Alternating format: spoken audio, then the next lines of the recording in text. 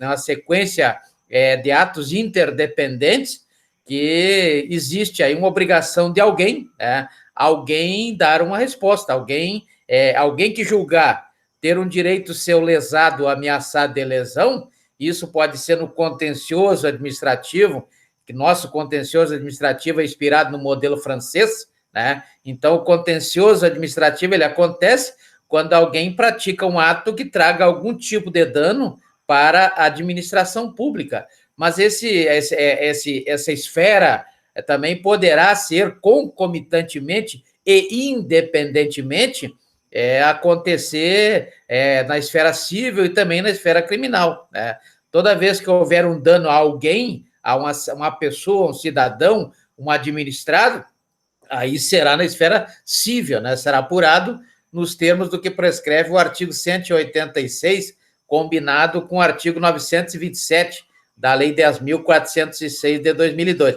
Se for um crime, é o mesmo, o ato pode ser um crime também, né? Então, teremos aí uma ação ou omissão que seja típica, antijurídica e culpável, né? Lembrando que todo crime é um dano à sociedade, assim como definiu Michel Foucault, né? Todo crime tem interesse público, a não ser aqueles casos, aquelas exceções, né, em que o direito penal se faz disponível quando nos crimes de menor potencial ofensivo, conforme preconiza o artigo 61 da Lei 9.099 de 95, que é a Lei dos Juizados Especiais. Fora esses casos, o direito penal é sempre indisponível, né? E sendo indisponível, ele tem aí o interesse público. Por isso que o Michel Foucault falou que todo crime é um dano à sociedade. Quando o dano é a uma pessoa, a uma coletividade, mas de pessoas, aí temos um dano civil, né? E o dano civil, logicamente, sendo dano, deverá ser sempre civil, né? E aí teremos a busca da apuração disso, da responsabilização disso, pelo artigo 186, combinado com o artigo 927 do Código Civil.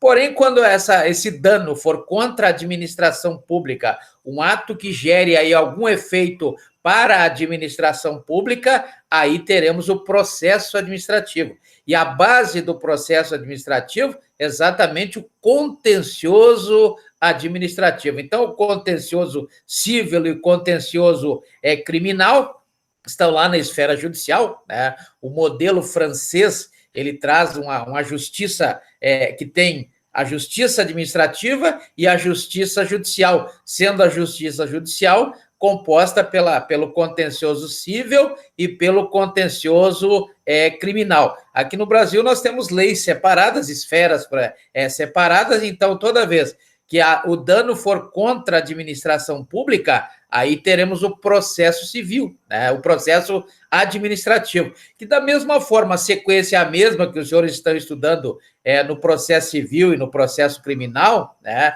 Aquele que julgar ter o direito de ser lesado ou ameaçado de lesão, ele terá o direito fundamental previsto lá no artigo 5º, inciso 34, a linha A da Constituição Federal, de provocar uma jurisdição ou um contencioso, no caso da jurisdição administrativa, e aí o Estado a pessoa que vai julgar, pode ser o juiz na esfera judicial, pode ser até um árbitro, né? Na questão da Lei 9.307 de 95, até na Justiça do Trabalho, por exemplo, pode ser por árbitro, como prevê o artigo 507A da CLT, né? E temos a esfera administrativa, que serão a autoridade administrativa. Então, cada macaquinho no seu galho, né?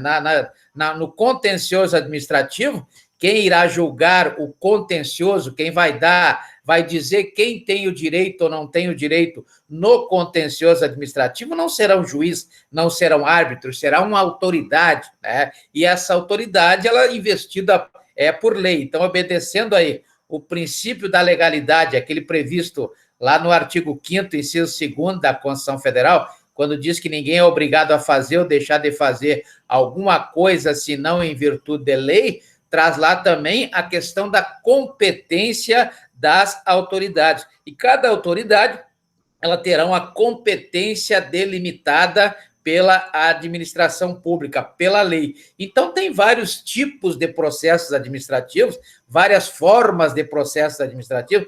Temos o processo administrativo ligado ao trânsito, o processo administrativo é ligado ao servidor público, o processo administrativo fiscal, né? A pessoa não recolhe o tributo, por exemplo, o tributo lá do artigo 3º da Lei 5.172, de 66, ela será inscrita na dívida ativa nos termos do artigo 201 da Lei 5.172, de 66, e aí ela sofrerá um processo de execução fiscal, conforme prevê a Lei 6.830 de 80.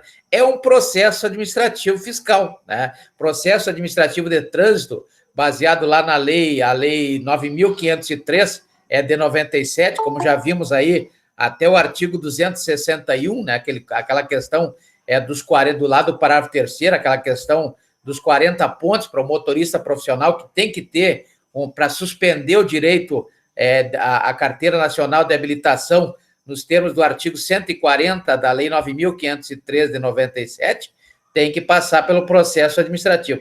E temos o processo administrativo disciplinar, né? Como já vimos lá na Lei 8.112 de 2009, né? Aliás, a Lei 8.112, que é o Estatuto do Servidor Público Federal, a Lei Complementar número 39 de 93, que é o Estatuto do Servidor Público do Estado do Acre, por exemplo, a Lei 1.794 de 2009, aí sim 2009, né? Que a outra é de 2009, que é o Estatuto do Servidor Público Municipal de Rio Branco. E temos, por exemplo, aqueles casos em que o agente público, nos termos do que prescreve o artigo 2º da Lei 8.429 de 92, que nós já analisamos a lei da improbidade administrativa, quando ele comete um ato muito grave, ele fica sujeito a sanções, e a mais grave delas é a demissão, né? A demissão, como prevê o artigo 132 da Lei 8.112 de 2000,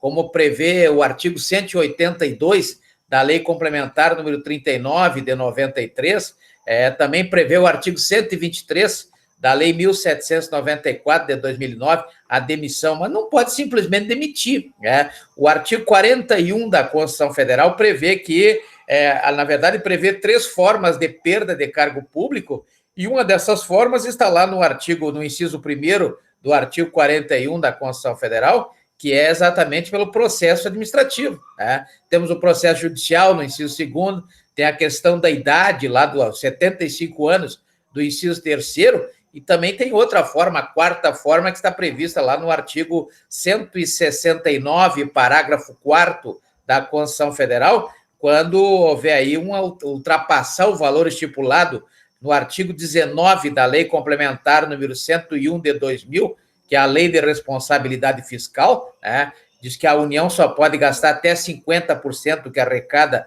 na folha de pagamento, os estados e os municípios podem gastar 60% daquilo que arrecada na folha de pagamento. Se passar disso, aí o gestor obrigatoriamente terá que demitir, inclusive aqueles que são estabilizados, né? Estabilidade que está por cair aí por terra em função da PEC 32 de 2020, com certeza vai cair, como já caiu lá em 66, a estabilidade do empregado normal, aquele empregado lá do artigo 3º da CLT, né, que perdeu o direito à estabilidade, até hoje ainda prevista na CLT, no artigo 492, mas por força aí da Lei 5.107, que hoje é a Lei 8.036 de 90, que regula o Fundo de Garantia por Tempo de Serviço, que é um direito de todo empregador, seja ele rural ou seja urbano, conforme prevê o artigo 7º, inciso 3º da Constituição Federal, né,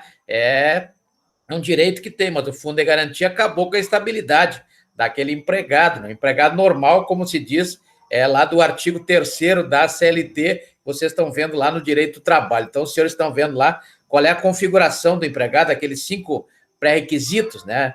Pessoa física, não eventualidade, pessoalidade, subordinação e remuneração, aqueles requisitos básicos para apurar aí, no mérito de uma ação trabalhista, o vínculo da relação do trabalho constante lá do contrato individual de trabalho do artigo 442 da própria CLT.